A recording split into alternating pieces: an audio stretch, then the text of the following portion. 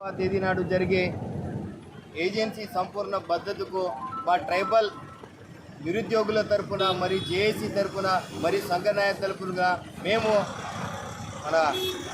ఖచ్చితంగా మా నిరుద్యోగుల తరపున మద్దతు ప్రకటిస్తాము.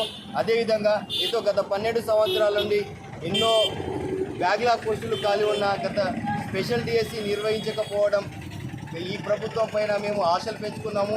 కాబట్టి వెంటనే మాకు ఒక ప్రత్యేక డిఎస్సి ఏర్పాటు చేయాలి అని ఏజెన్సీ ప్రాంతంలో చాలా కష్టాలు ఉన్నాయి. గత 2 సంవత్సరాల నుండి మేము జియో నంబర్ 3 కోసం ఎంతో కష్టపడుతున్నాం.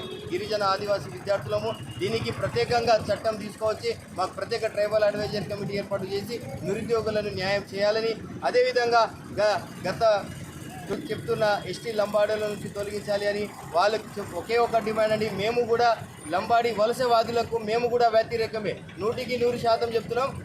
మేము కూడా నష్టపోయాము. ఇప్పుడు ఈ నష్టపోకుండా మనం అందరం చూద్దాం. అదేవిధంగా 3170 ఇక్కడ నుంచి నాన్ ట్రైబల్ వచ్చి ఇక్కడ ఉద్యోగాలు చేయడం వలన మాలాంటి ఉద్యోగాలు కూడా రాకపోవడం జరుగుతుంది. కాబట్టి తుడుం దెబ్బ వాళ్ళు మరియు గిరిజన ఆదివాసీ తరఫున మేము కూడా బంధుకు పిలిపిస్తున్నామని ప్రకటిస్తున్నాం.